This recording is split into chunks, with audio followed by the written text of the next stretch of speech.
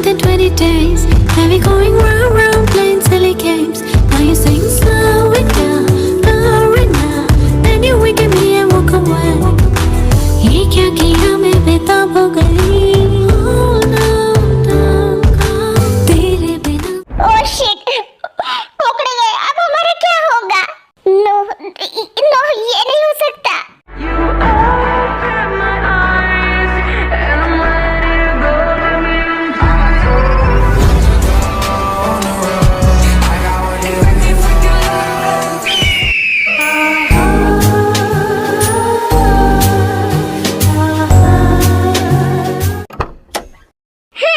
कमान बेबड़ाल, नीचे उतरो. चलो, ते के साथ साथ तुम सब भी बाहर निकलो और चुपचाप से मेरे कार में जाकर बैठो, वरना जिस कार के अंदर तुम सब लोग बैठे हो ना, उस कार को मुझे बम से उड़ाने में टाइम नहीं लगेगा. नो मिस्टर जॉन, इसकी कोई जरूरत नहीं है. हम सब आपकी कार में जाकर बैठ जाएंगे. ते चलो प्लीज. फिर लीजा, यंजुन एंड जेनी जंगू की कार में जाकर बैठ जाते हैं. मुझे नहीं आना तुम्हारे साथ. Oh, but I am so sorry darling. तुम्हें तो मेरे साथ किसी भी हालत में आना ही पड़ेगा, वरना मैं तुम्हें उठा कर लेके जाऊंगा. Choice is yours. हमारे बारे में तुम्हें कैसे, मुझे कैसे पता चला कि तुम सब लोग कहाँ जा रहे हो? That was so simple baby. ये कोई मेरे लिए बड़ी बात नहीं. फिर जंगुक टे को सब कुछ एक्सप्लेन कर देता है कि किस तरह से उसने सीसीटीवी फुटेज में टे एंड टे के फ्रेंड्स को उसके पर्सनल रूम में जाते हुए देखा. एंड टे के मैरिज रिंग में उसने ट्रैकर फिक्स किया था, जिससे टे का लोकेशन उसको पता चल गया. हाँ, क्या लगता है बेबी कि तुम और तुम्हारे फ्रेंड्स मेरे पर्सनल रूम में जाओगे और मुझे पता भी नहीं चलेगा? सीसीटीवी कैमरास नाम की कोई चीज भी रहती है, ये तो बात तुम्हें पता ही होंगी ना. एंड उस चीज की जियोन मेंशन में बिल्कुल भी कमी नहीं है. तुम जहाँ देखोगी वहाँ तुम्हें सीसीटीवी कैमरास मिल जाएंगे. अब चलो घर चलते हैं, बिकॉज घर जाके हमें बहुत सारी बातें जो करनी है. नो, मुझे नहीं जाना. मुझे तुम्हारे साथ नहीं जाना. Shut up. मेरा दिमाग खराब मत करते. तुम तो अब मेरे बारे में अच्छे से जान चुकी होंगी ना, तो इतना तो तुम्हें अंदाजा लग ही गया होगा कि मैं तुम्हें पाने के लिए किसी भी हद तक गिर सकता हूँ, फिर चाहे मुझे यहाँ पे 100 लाशें भी क्यों ना बिछानी पड़े. चलो अब जल्दी. नो जंगू, प्लीज मुझे तुम्हारे साथ नहीं जाना. ये क्या कर रहे हो? छोड़ो मुझे नहीं आना तुम्हारे साथ. छोड़ो.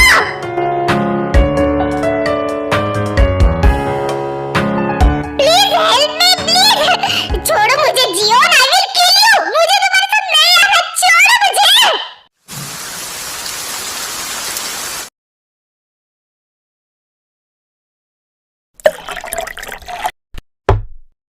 हाँ, यू नो रोबर, आज इतने टाइम के बाद मैं मेरे बेबी से मिला फाइनली. लेकिन क्या तुम्हें पता है इस बार फर्क क्या था?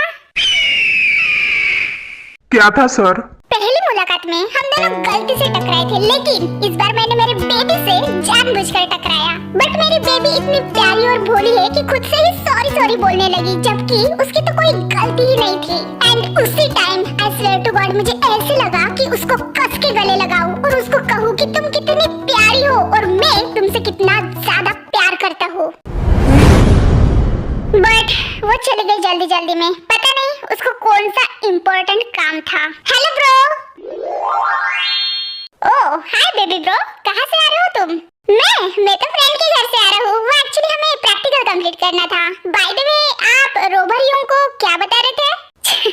कुछ नहीं एच के, बस वो ऐसे ही बिजनेस के बारे में बात कर रहे थे हम. ओह अच्छा, ओके कंटिन्यू करो. मैं फ्रेश होने जा रहा हूँ. Bye bye. इतना कहकर एच के वहाँ से चला जाता है. सर, आप अपने छोटे भाई से बहुत प्यार करती हो. कैसे नहीं करूँगा रोबर. मॉम डैड के जाने के बाद एक वही तो है मेरे साथ. मैं मेरे लाइफ में बस 2 ही पर्सन से बहुत ज्यादा प्यार करता हूँ. एक है मेरा छोटा भाई एच के एंड दूसरी तरफ तेयंग. एच के तो मेरे साथ ही है, और रही बात अब ते की, तो कोई बात नहीं, एक ना एक दिन तो उसे मेरे पास आना ही है.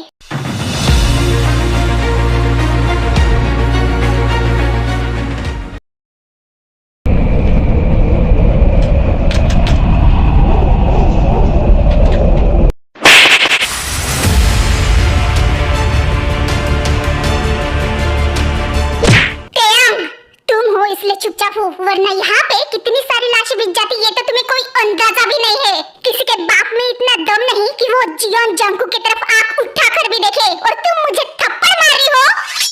तुम अपनी दादागिरी अपने पास रखो जियोन, मैं तुमसे नहीं डरती।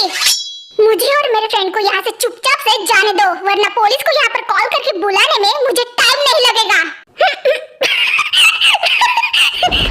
वाह वाह बेबी, पुलिस कमिश्नर ऑफिसर को कॉल। हाँ वाह, कितने क्यूट क्यूट जोक्स मारती हो, बिल्कुल तुम्हारे जैसे। व्हाट नॉनसेंस, ये कोई जोक नहीं है। अच्छा तो तुम्हें क्या लगता है कि कोई ऐरा मामूली सा ऐसा ऑफिसर यहाँ पे आएगा और मुझे अरेस्ट कर लेगा? कोरिया की powerful businessman and mafia boss को अरेस्ट कर लेगा? हाँ तू है कहाँ, मैं कहाँ,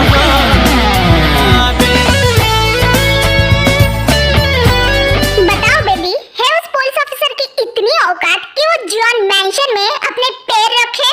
तुम्हारे पर्सनल रूम में मेरे बचपन से लेके अभी तक की फोटोज क्या कर रहे हैं जंगकुक? तुम कब से जानती हो मुझे? जब तुम 13 साल की थी तब से। हाँ, एंड जो तुम्हारी बहुत ज्यादा ओल्ड फोटोज है जिसमें तुम बेबी हो, वो मैंने जिमिन के फोन से चुराए। व्हाट? जिमिन के फोन से? हाँ, जिमिन के फोन से। शायद तुम्हें नहीं पता होगा ते, लेकिन जिमिन के फोन में ना तुम्हारे बचपन के बहुत सारे फोटोज है, पूरी गैलरी भर के, जो कि तुम्हारे पास भी नहीं होंगे। आफ्टर ऑल वो तुमसे इतना प्यार जो करती है। हर बार मैं उसके फोन से तुम्हारे सारे फोटोज चुपके से चुरा के मेरे फोन में सजा के रखता था। एंड ये सब कुछ तब से स्टार्ट हुआ जब मैं एंड जिमिन 16 के थे एंड तुम 13 की। बचपन में मेरी मॉम एंजल्स की बहुत सारी कहानियां बताती थी, बट मुझे क्या पता था कि एक दिन मेरे बेस्ट फ्रेंड के घर के गार्डन में एक क्यूट सी एंजल खेलते हुए देखेंगी। यकीन नहीं आ रहा है ना? बिल्कुल ऐसे ही मुझे यकीन नहीं आ रहा था खुद की आंखों पे। धड़कन मानो थम सी गई थी, सांसें मानो मैं लेना भूल ही गया था। एक अजीब सी चीज थी जो मुझे तुम्हारे क्यूट से स्माइल की तरफ, तुम्हारे क्यूट से फेस की तरफ अपने आप से अट्रैक्ट कर रही थी। एंड मैं उस अजीब सी फीलिंग को रोक ही नहीं पा रहा था। और तब से मैंने ठान लिया था कि ये 13 ईयर की बेबी डॉल तो सिर्फ मेरी होंगी और किसी की नहीं। मेरे बॉडीगार्ड्स तुम पे नजर रख रहे थे, तुम्हारी सारी इंफॉर्मेशन मुझ तक पहुंचाते थे। हालांकि मैं खुद तुमसे मिलना चाहता था, तुमसे बहुत सारी बातें करना चाहता था, तुम्हारे साथ उठना चाहता था, तुम्हारे साथ बैठना चाहता था, तुम्हें किस करना चाहता था, तुम्हें हक करना चाहता था, बहुत कुछ करना चाहता था। लेकिन कभी हिम्मत नहीं होती थी, क्योंकि मुझे अंदर से बहुत ज्यादा डर लगता था। ये सोचकर डर लगता था कि तुम्हें फेस कैसे करूंगा। अब तुम सोच रही होंगी कि माफिया होकर भी डर, तो ऑफ कोर्स बेबी, बिकॉज़ डर इस बात का नहीं था कि मुझे कुछ हो जाएगा, बल्कि डर इस बात का था कि मैं तुम्हें कुछ करना दूं। बचपन से मेरा क्रेजीनेस, मेरा पॉजिटिवनेस, मेरा अग्रेशन, मेरा गुस्सा इतना है कि मैं डरता था तुम्हारे सामने आने के लिए, बिकॉज़ तुम जैसी ग्लास की नाजुक सी गुड़िया को अगर मैं गलती से भी चोट पहुंचा दिया तो सब कुछ जानते थे तुम पहले से, लेकिन फिर भी इतना झूठ, इतना दिखावा। जिमिन के भाग जाने का फायदा उठाया, मेरे डैड को धमकाया, उनको मजबूर किया, और ऐसे प्रिटेंड कर रहे थे जैसे कि ये शादी करना एक तुम्हारे लिए मजबूरी हो, लेकिन अंदर से बहुत ज्यादा खुश थे और मैं हर दिन अंदर से रो रही थी। तुम सब लोग खुद को समझते क्या हो? जिमिन की वजह से मुझे ये शादी करनी पड़ी, डैड ने मुझे ये शादी करने के लिए मजबूर कर दिया, और अब तुम ये कह रहे हो कि मैं तुम्हारी हूँ, यहाँ से कहीं जा नहीं सकती। आखिर मेरी लाइफ कुछ है या नहीं?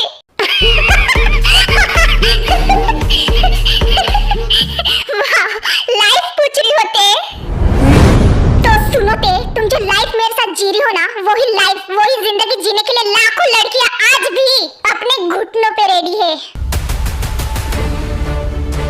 इसलिए अगली बार ये मत पूछना कि तुम्हारी लाइफ कुछ है भी या नहीं, बिकॉज तुम जियोन जंगकुक की वाइफ हो और तुम्हारी जो लाइफ है ना वो हर किसी के नसीब में नहीं। एंड रही बात नामजून अंकल एंड जिमिन की, तो उन दोनों को कुछ मत कहो, बिकॉज उन दोनों को तो कुछ पता ही नहीं था, ये सब तो मेरा प्लान था। व्हाट? कौन सा प्लान? यही कि उस वक्त जिमिन अगर उस शादी से भागती नहीं रहती तो मैं उसको किडनैप करवा लेता मेरे गार्ड्स को कहकर। और दूसरी बात, जिमिन एंड शुगा के रिलेशनशिप के बारे में मुझे पहले से ही पता था। हालांकि उन दोनों को ऐसा लगता है कि मुझे उन दोनों के बारे में कुछ भी पता नहीं होगा। तुम जानते थे? Yes, surprise surprise. एंड मुझे इतना तो पता था कि शुगा मेरे साथ जीवन की शादी किसी भी हालत में होने तो नहीं देने वाला था, वो भी इतनी आसानी से तो बिल्कुल नहीं। और एग्जैक्टली ऐसे ही हुआ। शुगा जिमिन को भगा के लेके गया और मेरा काम आसान हो गया। कैसे लगा प्लान? इसका मतलब मैं स्टार्टिंग से ही तुम्हारे साथ शादी करने की प्लानिंग बना रहा था बेबी डॉल। जब से तुम हो मिले जानो दिल है खिले, तुमसे बसता है हर खुशी। अगर ऐसी बात थी तो तुम डैड के साथ डायरेक्टली बात कर सकती थी मेरे बारे में, लेकिन तुमने जिमिन के साथ ये शादी का नाटक क्यों? और ऊपर से मेरे ही फैमिली को मारने की धमकी क्यों? अगर मैं तुम्हारे डैड के साथ तुम्हारे और मेरे शादी के बारे में बात करता तो क्या तुम मेरे साथ शादी करने के लिए रेडी हो जाती इतनी आसानी से? नहीं होती। तुम रेडी नहीं होती थे, मैं तुम्हें अच्छे से जानता हूँ बेबी। एंड ऊपर से तुम्हारे डैड तुम्हारी शादी के बारे में बिल्कुल भी डिस्कस नहीं करते थे और ना ही उनको ये सब डिस्कस करना पसंद था, बिकॉज उनका कहना है कि तुम अभी भी बच्ची हो, जो कि बिल्कुल सही है। एंड दूसरी बात, तुम स्टडी कर रही थी तो उनको तुम्हें बिल्कुल भी डिस्टर्ब नहीं करना था। और मेरा तो ऐसा कोई प्लान ही नहीं था कि तुम्हें किडनैप वगैरह करके अपने पास रखने का। मैं तो ये चाहता था कि नामजीन अंकल खुद तुम्हारा हाथ मुझे दे, तुम्हारी शादी खुद से मेरे साथ करवाए। मैं चाहता था कि तुम शादी के स्टेज पे खुद से आओ मेरे लिए, बिल्कुल दुल्हन की तरह रेडी होके। तुम पहले से जानते थे कि जिमिन अगर भाग जाएंगी शादी से तो डैड मेरी शादी तुमसे करवाएंगे।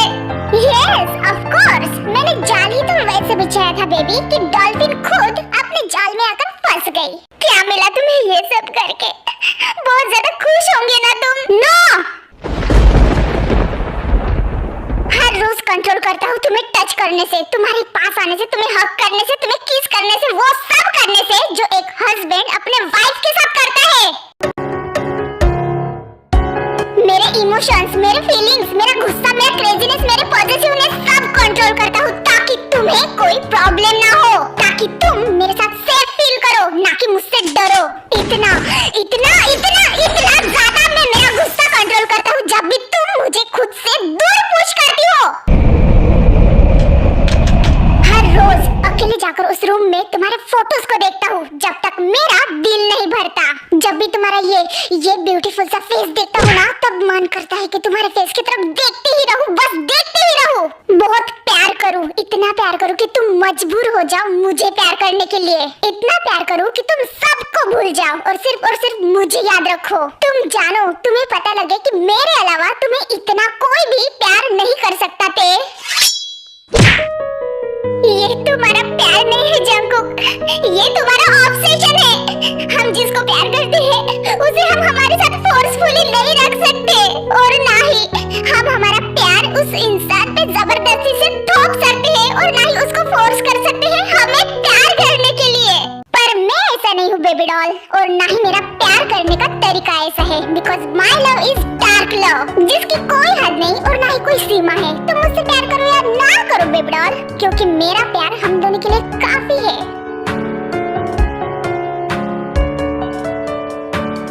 वो प्यार ही क्या डार्लिंग, जिस प्यार में ऑब्सेशन ना हो। अगर तुम्हें लगता है कि मेरा प्यार नॉर्मल नहीं है बल्कि एक ऑब्सेशन है, तो हाँ, हूँ मैं तुमसे ऑब्सेस्ड। बचपन से हूँ मैं तुमसे ऑब्सेस्ड। खुद को किसी और की अमानत समझकर उसके लिए बरसों से लॉयल रहकर उसका इंतजार करना भी एक प्यार होता है, जो कि मैंने तुमसे किया है। तुमको मैंने मेरे किस्मत में इस कदर लिखा है कि मेरी किस्मत पढ़ने वाला भी तुम्हारी एक झलक पाने के लिए भीख मांगेगा। तू है कहाँ, मैं कहाँ।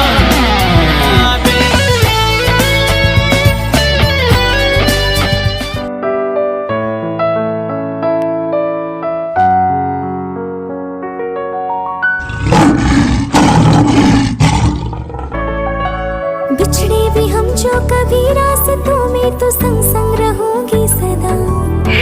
कदमों की आवाज सुन के चलूंगी, तुम्हें ढूंढ लूंगी सदा।